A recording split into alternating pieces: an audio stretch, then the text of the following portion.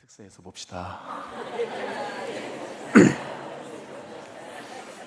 인사를 소극적으로 하시는 분들은 제가 그 속마음이 다 보입니다. 우리 중층에 계신 분들 새해에는 얼굴을 좀 자주 뵈면 좋겠습니다.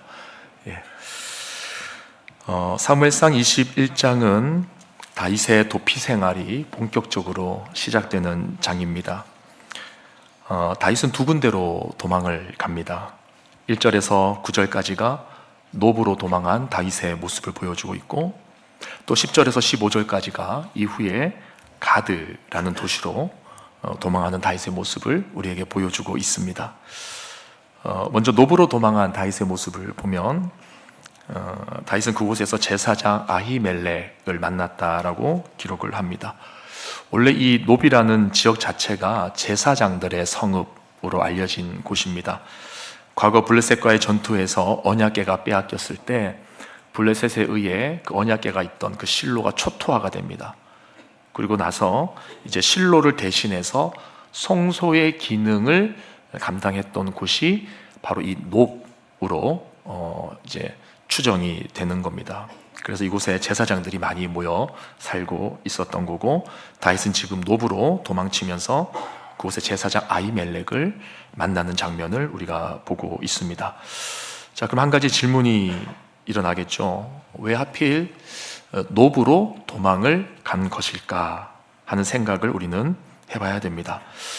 그 이유에 대해서 우리가 잠시 후에 한번 자연스럽게 더 살펴보도록 하고요. 일단 먼저 1절을 보면 아히멜렉이 다윗을 영접할 때 반응을 한번 보십시오. 어떤 반응을 보이고 있냐면 떨었다라고 되어 있습니다. 자, 다윗을 맞이하는데 제사장이 떨었다고 되어 있어요. 왜 떨었을까? 왜 떨었을까요? 아마도 그는 얼마 전에 라마나요스에서 발생한 일을 알고 있었던 것 같습니다. 우리가 지난 시간에 살펴본 내용인데 기억이 나십니까? 다윗이 라마나요스로 피했을 때 어떤 일이 있었습니까? 사울이 그 소식을 듣고 다윗을 죽이기 위해 군사들을 보냅니다. 병사들을 보냅니다. 몇 번을 보냈습니까? 3번을 보냈습니다. 근데 3번 다 실패합니다. 그래서 지금 이 제사장, 노베에 있는 제사장 아히멜렉은 괜히 자신이 다윗과 함께 있다가 사울의 눈밖에 나지는 않을까 하는 그런 두려움이 있었던 것 같아요. 그래서 다윗이 온다고 하니까 반가워해야 되는데 막 떨고 있는 겁니다. 자, 그래도 아직까지는 정확하게 이 정황을 알 수가 없는 상태였어요. 왜냐하면 우리가 지난 시간에 살펴봤지만 지금 다윗이 막 도망친 상태거든요. 근데 이 도망치기 직전에 어떤 일이 있었냐면 다윗과 요나단의 대화가 있었죠. 근데 그 다윗과 요나단의 대화만 봐도 우리가 알듯이 사울의 아들인 요나단조차도 그 당시에 아버지 사울의 의중을 정확히 몰랐습니다. 긴 것 같기도 하고 아닌 것 같기도 하고, 다윗을 죽일 것 같기도 하고 아닐 것 같기도 하고, 그러니까 요나단조차도 그것에 대해서 뭔가 다 확신 있게 말할 수 없는 그런 상황이었기 때문에 아히멜렉이나 그 외의 다른 사람들도 아직까지는 정확하게 이 돌아가는 상황에 대해서 도대체 이게 어떻게 돌아가는 상황이지? 잘 모르는 그런 상태였다라고 우리가 볼 수가 있는 겁니다. 그래서 이 아히멜렉이 지금 뭔가 좀 깨림직하지 않습니까? 다윗이 자기에게 온 것에 대해서. 그래서 이제 의심이 드니까 물어보는 겁니다. 뭐라고 묻냐면 이제 22장에 보면은 이제 다윗의 현재 그 나라에서의 그 직책이 뭔지가 나오는데 호위 대장으로 표시가 됩니다. 22장에 보면. 그건 뭐 지금 중요하지 않으니까 나중에 찾아보시고요. 그러니까 지금 이 제사장이 이렇게 묻는 거겠죠. 당신이 호위 대장인데, 명색이 호위 대장인데 어찌하여 지금 혼자 돌아다니고 있습니까? 이렇게 묻는 거예요. 혼자 왔습니까? 이렇게 물어보는 거죠. 그래서 다윗이 하는 대답이 뭐냐면 2절을 볼까요? 우리 2절 같이 한번 읽어보겠습니다. 2절 시작. 다윗이 제사장 아히멜렉에게 이르되 왕이 내게 이를 명령하고 이르시기를 내가 너를 보내는 것과 너에게 명령한 일은 아무것도 알리지 말라 하시기로 내가 나의 소년들을 이러이러한 곳으로 오라고 말하였나이다. 여기서 말하는 소년들이 이제 부하들인 거예요. 그러니까 왕이 지금 자신에게 비밀 임무를 맡겼기 때문에 자기가 혼자 왔다는 겁니다. 아무도 모르게. 이제 혼자 온 거예요. 그리고 이제 얼마 안 있으면 부하들도 이제 특정 장소에, 비밀스러운 장소에 우리가 다 함께 모이게 될 것이다. 이렇게 말을 합니다. 일종의 거짓말을 지금 하고 있는 거죠. 그러면서 이제 급히 도망치느라 먹을 것이 없었던 다윗이 이제 허기가 졌나 봐요. 너무너무 배가 고팠나 봐요. 그래서 먹을 것을 달라고 합니다. 그리고 자기뿐만 아니라 부하들이 먹을 식량 또 같이 이제 줬으면 좋겠다. 이런 뉘앙스로 이제 음식을 요청을 하는 겁니다. 근데 이때 여기에 먹을 것이 없었어요. 제사장이 하는 말이 우리가 지금 먹을 것이 없다. 먹을 게 다 떨어졌다. 아마 뭐 다윗 혼자 개인이 먹을 거면 어느 정도 있었을지는 몰라도 그 양 자체가 이제 부하들까지 고려하는 그런 요청이었을 가능성이 크기 때문에 아마 이제 그만한 식량이 없다 이렇게 얘기한 것 같습니다. 근데 여기서 그치지 않고 제사장이 어떻게 반응하냐면 여러분 진설병이라고 들어보셨습니까? 예, 진설병이 뭐냐면 성소에서 그러니까 성막 안에 성소와 지성소가 있습니다. 그러니까 성막이 하나님이 임재하시는 장소인데 이 안을 두 개로 나눴어요. 성소와 지성소로 나눴습니다. 이 지성소는 함부로 아무나 못 들어갑니다. 아주 은밀한 곳이고 하나님의 임재가 있는 곳이라고 여겨지는 장소예요. 여기에 여호와의 올레라는 법궤를 두고 또 그 법궤 위에 상을 차려둡니다. 그래서 거기에 뭘 두냐면 빵을 둬요. 빵을 12덩이를 올려놓습니다. 그걸 진설병이라 그래. 하나님 앞에 진설해 놓는 거예요. 근데 그 12덩어리가 상징하는 게 뭐겠습니까? 이스라엘의 12지파를 상징하는 거죠. 그러니까 이스라엘 백성들이 하나님 앞에 있는 상태를 상징적으로 올려놓는 거죠. 그래서 이 빵은 거룩한 빵입니다. 제사장들만 먹어야 되는 거예요. 아무나 먹어서는 안 되는 겁니다.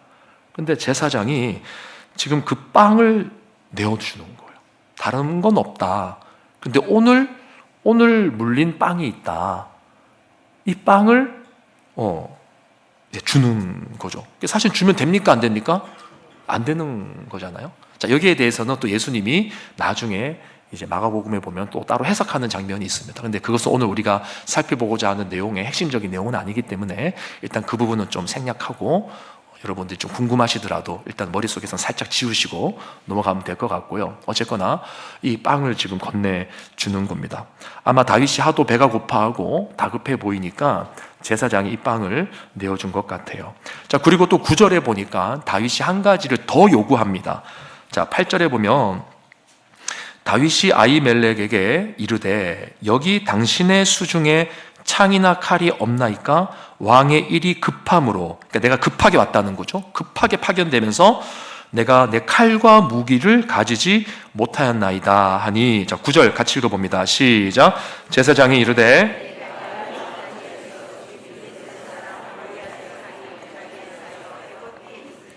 내가 그것을 가지려거든 가지라. 여기는 그것밖에 다른 것이 없느니라 하는지라. 다윗이 이르되 그 같은 것이 또 없나니 내게 주소서 하더라. 자, 지금부터 이제 이야기를 잘 들으셔야 됩니다. 지금 상황이 굉장히 지금 묘하게 돌아가고 있는 거예요. 이게 뭐가 묘한가? 여러분, 지금 다윗이 요청하는 게 뭡니까? 뭘 요청하고 있어요? 무기를 요청하고 있습니다. 급하게 도망치느라 아무것도 못 챙겼다는 거죠. 그래서 8절에 보니까 혹시 이곳에 창이나 칼이 없나이까? 한번 따라해 볼까요? 당신의 수중에 창이나 칼이 없나이까? 자, 이 말을 잘 기억해 두시길 바랍니다. 여기서 우리가 무엇을 생각해 봐야 되냐면요. 자, 질문합니다. 지금 다윗이 이곳에 올 때 이 제사장에게 무기가 있다는 것을 알고 지금 질문을 하는 것일까요? 아니면 모르는 가운데 혹시 무기가 있을까 해서 질문을 하는 것일까요? 전자일까요? 후자일까요? 팽팽하네요. 일부 예배 때는 답이 바로 나왔는데 자, 전자입니까? 후자입니까? 후자. 예. 혹시나 해서 있을까? 예, 이렇게 질문을 했을 거라고 우리가 생각을 많이들 하는데 아닙니다. 전자입니다. 왜냐하면 지금 제사장이 내어주는 칼이 무슨 칼이라고 나와 있습니까? 예. 그러니까 다윗이 골리앗을 죽일 때 사용하던 칼인데 이 칼의 원래 주인은 누군지 아세요?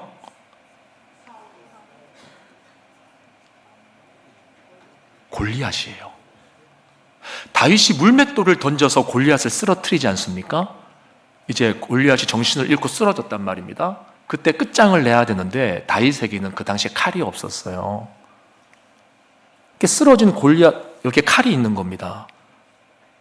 그래서 다윗이 골리앗을 죽이는 그 장면을 찾아서 보시면 그 칼을 꺼내서 골리앗의 목을 베입니다. 그러니까 골리앗은 누구 칼에 죽은 거예요? 자기 칼에 죽은 거죠.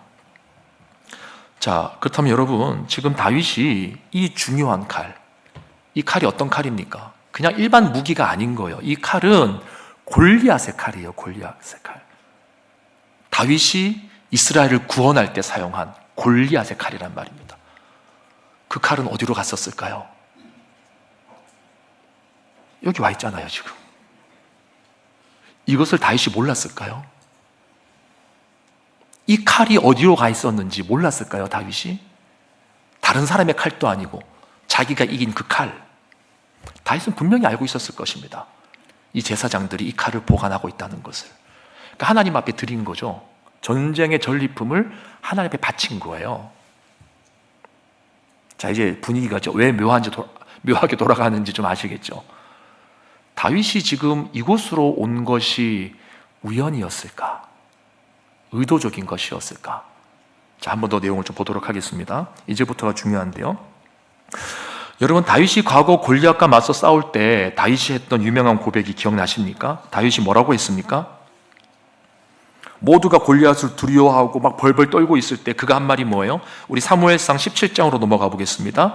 17장 45절에서 47절 말씀 한번 보겠습니다.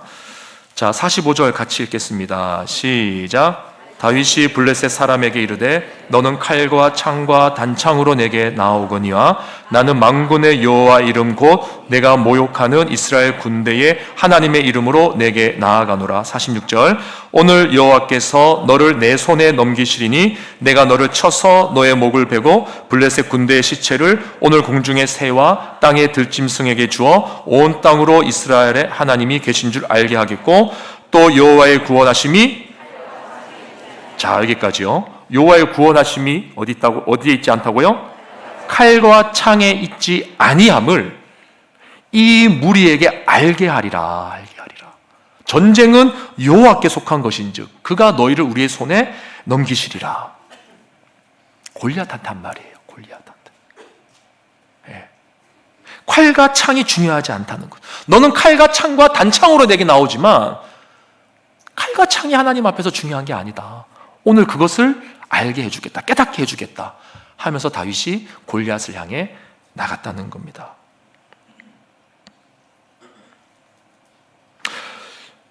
여러분, 지금 다윗은요 사울을 두려워하고 있습니다. 어마어마하게 두려워하고 있죠. 그리고 지난 시간에 살펴봤는데 사실은 다윗이 사울이 무서워서 피한 장소가 어디였냐 그러면은 사무엘이 있는 곳이라고 했어요. 사무엘과 함께 있을 때 어떤 일이 있었습니까? 사울이 병사들을 보냈는데 하나님의 영이 강력하게 임하셔서 다 막아주셨다고 하는 걸 우리가 지난 시간에 들었지 않습니까? 그럼 거기 그냥 가만히 있으면 되잖아요. 근데 거기에 보면 두려워하여 떠나는 장면이 나옵니다. 도망하였다라는 말이 나와요. 그리고 요나단을 만났는데 요나단의 그 이야기를 듣고 이런저런 상황이 거치면서 사울이 자기를 죽이로 작정했다는 것을 알게 되고 어떻게 되는 겁니까? 또 무서워서 도망을 가는 거죠. 자, 여러분, 다윗이요 골리앗 앞에 섰을 때 그 마음, 그리고 지금 21장에 나오는 이 다윗의 마음, 이 두 가지가 지금 어떻습니까? 처음에 그는 칼과 창을 두려워하지 않았던 소년이었어요. 맞습니까? 근데 오늘 보면 8절을 보십시오. 8절에서 다윗이 뭐라고 요구하냐면 당신의 수중에 뭐라고 되어 있습니까? 창이나 칼이 없나이까? 뭔가 좀 감이 오기 시작하시죠, 여러분? 그러니까 이제까지 다윗의 이야기를 처음부터 유심히 보신 분들이라면 이 대목에서 실망할 수밖에 없는 거죠. 그 옛날의 다윗은 어디로 간 겁니까? 우리가 기대하는 것은 그가 오랜만에, 정말 오랜만에 골리앗을 죽였던 그 칼을 다시 본 거예요. 그 칼을 보는 순간 과거에 자신과 함께 하셨던 그 하나님의 그 놀라운 능력과 권능, 그것을 깨닫고 다시 한 번 더 믿음으로 담대하게 뭔가 맞서는 그런 모습을 우리가 독자들이 기대하는 것 아닙니까? 근데 그런 모습이 오늘 본문에는 전혀 없어요. 전혀 없어요. 자, 근데 이제 뒤에 나오는 내용을 보면 다윗이 얼마나 바닥까지 내려가는지, 그가 얼마나 실망스러운 선택을 하게 되는지가 이제 나오게 됩니다. 10절 다 함께 읽어보겠습니다. 10절 시작. 그날에 다윗이 사울을 두려워하여 일어나 도망하여 가드왕 아기스에게로 가니. 자, 골리앗의 칼을 보았지만, 하나님이 함께 하신 그 역사의 산 증거물을 보았지만 여전히 두려운 마음이 사라지지 않아 도망갑니다. 이번에는 어디로 도망가느냐? 가드왕 아기스에게로 도망갔다, 이렇게 나옵니다. 여러분이 가드라는 지역이 어떤 곳인지 아십니까? 가드가 이스라엘 영토 안에 있을까요? 밖에 있을까요? 밖에 있는 곳입니다. 가드왕 아기스라 그러니까 새로운 지역을 말하는 거겠죠. 가드는 블레셋의 5대 도시 중에 하나입니다. 당시에 블레셋은 5개의 큰 도시들로 이루어진 도시국가 연맹이었어요. 그 중에 하나가 가드라는 곳입니다. 가드. 근데 이 가드로 도망을 갔어요. 여기서 우리는 이상한 걸 발견해야 됩니다. 다윗이 가드로 도망간 게 왜 이상한 겁니까? 목사님, 일단 이스라엘 영토 내에는 안전한 곳이 없으니까 뭐 사울의 눈을 피할 수가 없잖아요. 그러니까 이방 땅으로 도망간 것 아닙니까? 그렇게 우리가 설명을 할 수도 있겠죠. 예, 충분히 일리가 있고 또 맞는 말이기도 합니다. 자, 그러면 제가 던지는 질문은 그거예요. 주변에 다른 나라들도 있을 터인데 왜 하필 가드냐 말입니다. 여러분들은 제가 왜 이 부분을 강조하는지를 모르실 거예요. 왜냐하면 이 가드가 누구의 고향인지 아세요? 골리앗의 고향입니다. 가드가 골리앗의 고향이에요. 여러분이 맨정신이라면 이곳으로 도망갈 수 있겠습니까? 근데 다윗은 왜 이곳으로 도망가는 걸까요? 제가 지도를 보니까 이 지금 다윗이 있는 그 지역에서 가까운 주변 나라가 이제 블레셋입니다. 근데 블레셋이 아까 도시 국가 5개로 이루어졌다고 그랬는데 그 중에서도 이스라엘과 가까운 지역이 가드예요. 근데 여러분, 아무리 가깝다 할지라도, 아무리 빨리 피할 수 있는 장소라고 해도 이 정도가 있는 것 아닙니까? 다른 것도 아니고 골리앗의 고향인 가드. 여러분, 역사서를 쭉 보시면요, 나중에 골리앗의 동생도 나옵니다. 골리앗의 동생도 거인으로 나와요. 용사로 나옵니다. 블레셋의 용사인 거예요. 그러니까 그 가족들이 지금 가드에 있을 가능성이 굉장히 크잖아요. 자, 왜 골리앗의 고향인 이곳으로 갔을까? 자, 이제 여기에서 다윗의 아주 치명적인 실수라고 할 수 있는, 그리고 아주 그 어리석은 계산이 담겨져 있는 것을 우리가 보게 되는데, 그게 뭐냐면 지금 다윗이 이 가드로 가는데 무엇을 가지고 가고 있습니까? 무엇을 가지고 가고 있어요? 골리앗의 칼을 가지고 가고 있잖아요. 이게 무슨 의미일까요? 내가 죽인 원수의 땅에 그 사람의 칼을 가지고 돌아가고 있어요. 무슨 의미일까요? 전쟁의 전리품을 돌려주겠다는 겁니다. 하나님께 바쳐진 그 전리품을 돌려주겠다는 거죠. 딜을 하겠다는 겁니다. 내가 이거 가지고 왔으니까 날 좀 받아줘라. 그 말로밖에 해석이 안 되는 거예요.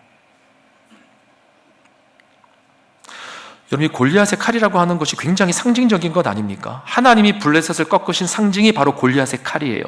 골리앗이 자기 칼에 죽었단 말입니다.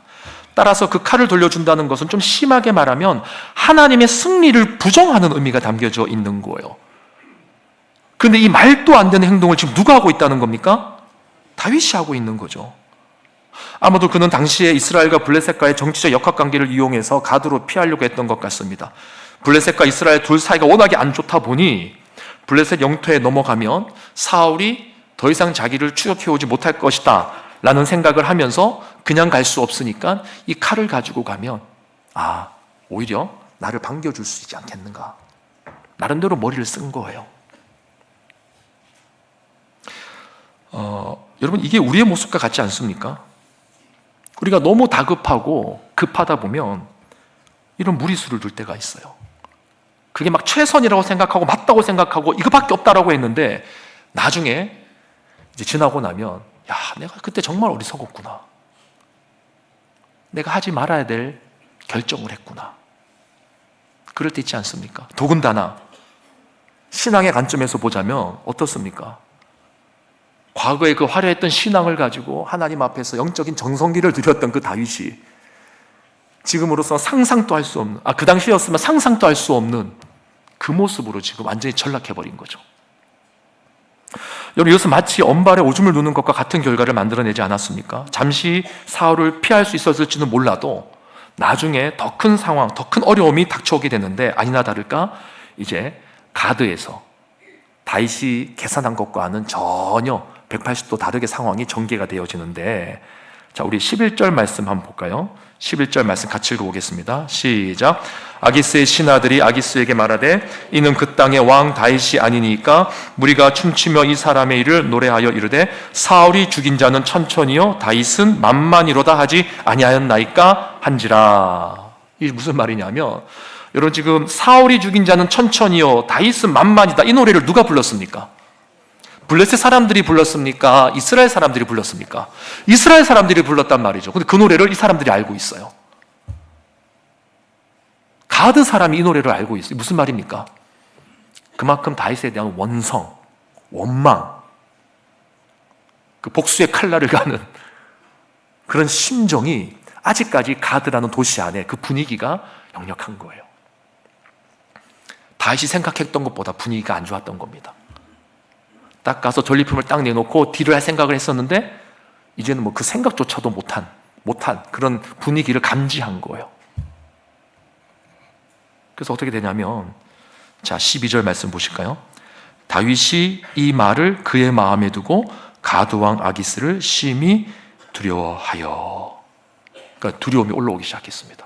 처음에는 머리를 막 굴리고 계산해서 되지 않겠나 이런 마음으로 갔는데 상황이 그 상황이 아닌 거예요. 지금 다윗 안에 엄청난 두려움이 또 들어오기 시작했습니다.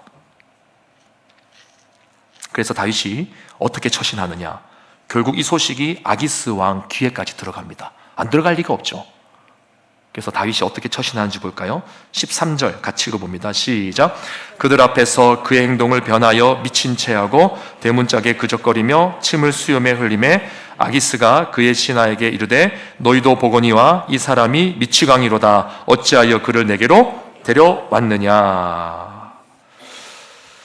자, 얼마나 비참합니까? 미친 척을 하고 있는 거죠. 침을 질질 흘려가면서 완전히 이제 미친 사람 연기를 하는 겁니다. 여러분, 지금 사무엘상 21장에서 다윗의 마음을 사로잡고 있는 단어는 딱 하나예요. 뭡니까? 두려움이에요. 10절에서도 사울을 두려워했다라고 나와 있고요, 12절에서도 아기스를 심히 두려워했다, 그렇게 나와 있습니다. 여러분, 우리 안에 이 두려움이 가득하면요 자꾸만 무리수를 두게 돼 있어요. 다윗은 사울이 두려운 나머지 가드로 가게 되었고, 또 아기스가 두려운 나머지 그 자리에서 미친 척을 합니다. 근데 여러분, 놀라운 사실이 뭐냐면, 한번 생각해 보십시오. 다윗이 미친 척을 한다고 해서 이미 모든 사람들이 다 알아봤단 말입니다. 신하들이 다 알아봤단 말입니다. 근데 그런 상황에서 아기스 왕만이 다윗을 못 알아본다, 이게 말이 됩니까? 오늘 본문에 보니까 아기스 왕이 못 알아봐요. 신하들의 말을 안 믿어요. 조금만 생각해보면, 예를 들어서 고문을 한다거나 여러 가지 테스트를 하면 진짜 미쳤는지 안 미쳤는지 알 수 있지 않습니까? 그거 너무 쉬운 일 아니에요? 근데 아예 그런 생각을 하지 않고 그냥 돌려보내는 거죠. 여러분, 다윗이 어떻게 해서 이렇게 이 위기를 넘길 수 있었을까? 그가 미친 척 연기를 잘해서입니까? 어떤 분이 이렇게 해석하시더라고요. 다윗은 사울이 악령에 시달릴 때 미친 모습을 보았다는 거예요. 사울이 악령에 자주 시달렸지 않습니까? 그럼 시달릴 때마다 누구를 불렀습니까? 다윗을 불렀단 말입니다. 다윗이 그 앞에 가서 수금을 연주한 거예요. 그러니까 다윗은 그 자리에서 본 거예요. 아, 미치면 저렇게 되는구나. 그걸 다 봤단 말입니다. 그때 배운 걸 가지고 지금 이 순간에 미친 척 연기를 했다고 보시는 분도 있으시더라고요. 뭐 전혀 일리가 없는 얘기는 아니죠. 근데 여러분, 그가 지금 미친 척 연기를 잘해서 이 위기를 넘겼다, 이렇게 우리는 볼 수는 없어요. 다윗이 이 위기를 넘긴 것은 철저히 하나님의 강권적인 은혜였던 것입니다. 다윗이 비록 무리수를 두었지만 하나님께서는 그 가운데서도 다윗을 보호하고 계셨던 거죠. 그래서 여러분, 시편 34편에 보면은요, 여기에 대한 이야기가 나옵니다. 시편 34편이 어떤 시냐면, 표제어에 보니까 다윗이 미친 척을 하고 구사일생으로 목숨을 건진 후에 지은 시가 시편 34편이라고 나옵니다. 돌아가셔서 한번 읽어보시면 알 수 있는데요, 거기에서 다윗이 이런 고백을 합니다. 자, 17절에서 19절 말씀 우리 같이 한번 읽어보도록 하겠습니다. 화면을 띄워주시고요. 시작. 의인이 부르짖음에 여호와께서 들으시고 그들의 모든 환난에서 건지셨도다. 여호와는 마음이 상한 자를 가까이 하시고 충심으로 통회하는 자를 구원하시는도다. 의인은 고난이 많으나 여호와께서 그의 모든 고난에서 건지시는도다. 자, 이게 무슨 말이냐면 18절을 다시 보시면 여호와는 마음이 상한 자를 가까이 하시고 뭐라고 되어 있습니까? 충심으로 통회하는 자를 구원하시는도다. 그러니까 다윗이 가드로 들어갈 때까지만 해도 아직까지 그 마음이 그냥 반신반의한 거죠. 아, 내가 살 수 있을까? 나를 받아줄까? 이런 생각으로만, 자기 살궁리로만 막 생각이 복잡했던 거예요. 근데 막상 딱 들어가서 분위기를 딱 보고, 아하, 내가 잘못 왔구나. 그때 깨달은 겁니다. 아, 내가 잘못 왔네. 큰일 났네. 저 도망갈 자리가 없어요. 사실 사울보다 더 원수가 누굽니까? 다윗의 입장에서 보면, 아니, 블레셋 사람들의 입장에서 보면은 그 사람들 아닙니까? 다윗은 도망갈 자리가 없는 거예요. 그 순간에 다윗이 할 수 있는 것은 기도밖에 없었을 거예요. 그래서 그 짧은 기간에, 그 짧은 순간에 다윗이 하나님 앞에 통회한 겁니다. 하나님, 내가 잘못했습니다. 내가 정말 잘못했습니다. 내가 지금 무슨 짓을 했는지 모르겠습니다. 하나님, 내가 어쩌다가 여기까지 왔죠. 우리에게 이럴 때가 없습니까? 정말 과거의 다윗처럼 너무 화려하게, 너는 칼과 창과 단창으로 내게 나오지만 나는 만군의 여호와 이름으로 나간다라고 했던 그 믿음의 고백을 우리가 할 때가 있었잖아요. 주변 사람들이 다 잘 먹고 잘 사고 세상의 어떤 권위와 명예와 어떤 물질을 가지고 내 삶을 억제해와도 그래도 내가 하나님 앞에서 끝까지 믿음을 지키겠다, 주일 성수하고 또 신앙으로 하나님 앞에서 버티고 곁길 가지 않고 정도의 길을 걸어가고 입술을 지키면서 그랬던 우리가 어느새 사무엘상 21장의 모습으로 전락해 있는 겁니다. 그러다가 진짜 우리 가운데 고난과, 그러니까 내가 자초한 고난이잖아요. 지금 하나님이 주신 고난이 아닙니다. 자기가 자초한 고난이란 말이에요. 그 고난의 위기와 죽음의 위기 앞에서 아, 내가 잘못 살아왔구나. 제가 이 부분을 묵상하는데 막 눈물이 자꾸 나는 거예요. 혼자 사무실에 있는데 너무 제 모습 같고 우리 모습 같은 거예요. 아, 내가 잘못 결정했구나. 내가 잘못 판단했구나. 그럴 때가 우리 가운데 없냐 말이에요. 그런데 감사한 게 뭐냐면 그때도 늦지 않는다는 거죠. 그제서라도 하나님 앞에 돌아오고 충심으로 통회하는 고백을 했을 때 하나님이 들으시고 용서하시고 구원하셨다라는 것을 오늘 본문이 우리에게 보여주고 있는 것 아닙니까? 아기스가 그 모든 상황에서 제가 미치광이지 저게 어떻게 다윗이냐 라고 하는 것 자체가 기적이에요. 여러분, 그렇지 않습니까? 하나님께서 원수들의 눈을 가려주셨기 때문에, 하나님께서 우리 환경 속에서 어려움에 빠질 뻔한 그게 뻔한데 그것을 막아주셨기 때문에 우리가 지금까지 살고 있는 것 아닙니까? 그럼 다윗은 무엇을 회개했을까? 우리 앞에서 쭉 내용을 들었지만 그래도 좀 더 구체적으로 다윗이 회개한 내용이 뭔지 시편에 나옵니다. 저는 두 가지를 말씀드리고 싶은데, 첫 번째는 저의 추측이고 두 번째는 이제 성경이 나오는 이야기인데, 첫 번째 다윗이 회개한 것은 전 이거라고 생각해요. 그가 칼과 창을 의지했던 거. 칼과 창을 의지했던 거. 아마 다윗은 그거 회개했을 것 같아요. 왜냐하면 가지고 왔는데 아무 소용이 없잖아요. 이거 갖고 와서 딜하면 될 줄 알았는데 아무 소용이 없잖아요. 우리는 우리가 취했고 세상에서 가지려고 했고 애써 얻었던 것들이 나중에 아무 의미 없다는 것을 깨닫고 나서야 그때 우리는 회개하죠. 조금 심하게 말씀드리면, 우리가 자식에게 목숨을 걸었는데 나중에 자식에게 그 심각한 배신감을 느끼고 나서야. 우리 어르신들 많이 하는 이야기 뭡니까? 야, 자식 그 키워봤자 다 소용없다. 그럼 웃자고 하는 얘기 아니잖아요. 은근히 그 마음에 담아져 있는 거 아닙니까? 물질을 얻으면 다 될 줄 알았는데, 물질을 다 얻었는데 여전히 내 삶의 문제가 해결이 안 돼요. 내 마음의 공허함이 해결이 안 돼요. 그때 알게 되는 거죠. 아, 이게 다가 아니었구나. 다가 아니었구나. 지금 다윗이 칼과 창을 얻었습니다. 다른 칼도 아니고 그 전리품으로 바친 이스라엘의 영광의 상징이고 승리의 상징이고 하나님께서 함께 하신 그 상징인 그 칼을 얻었어요. 그런데도 이 칼이 아무짝에도 쓸모가 없는 겁니다. 미친 척 해야 되는데 그 칼이 무슨 의미가 있겠어요? 전 다윗이 이것을 회개했을 거라고 봅니다.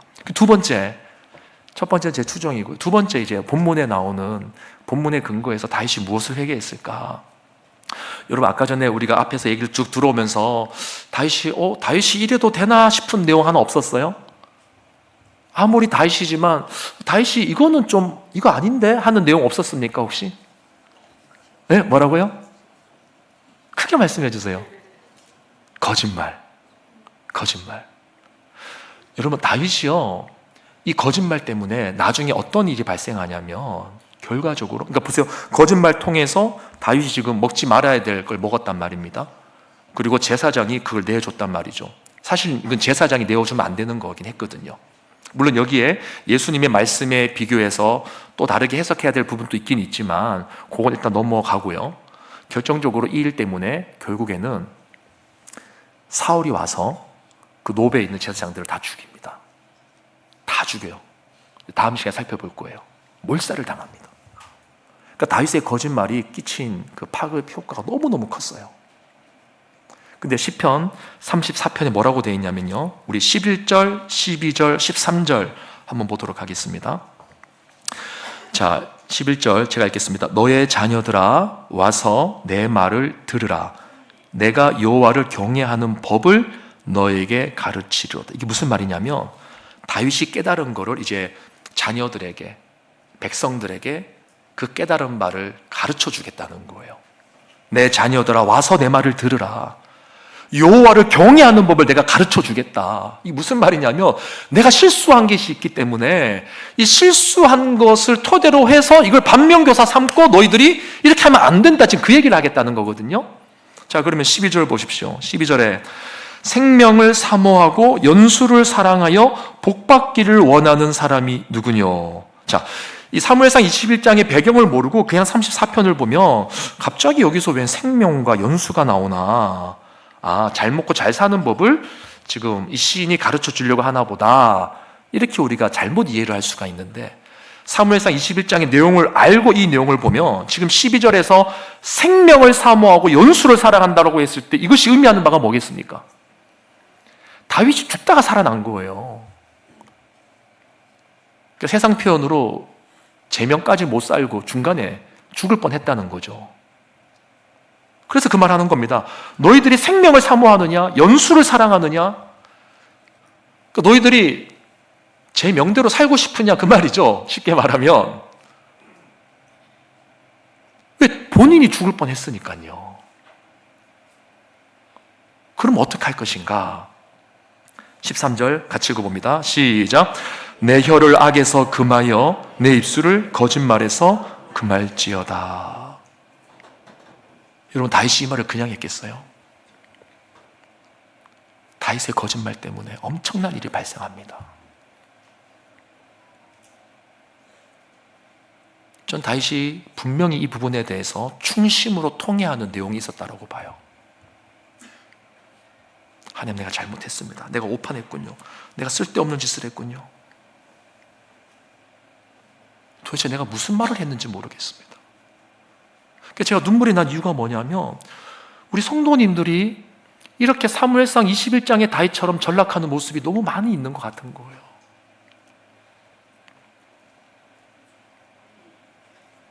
지금 우리의 모습이 너무 많이 쓰러져 있는 거예요.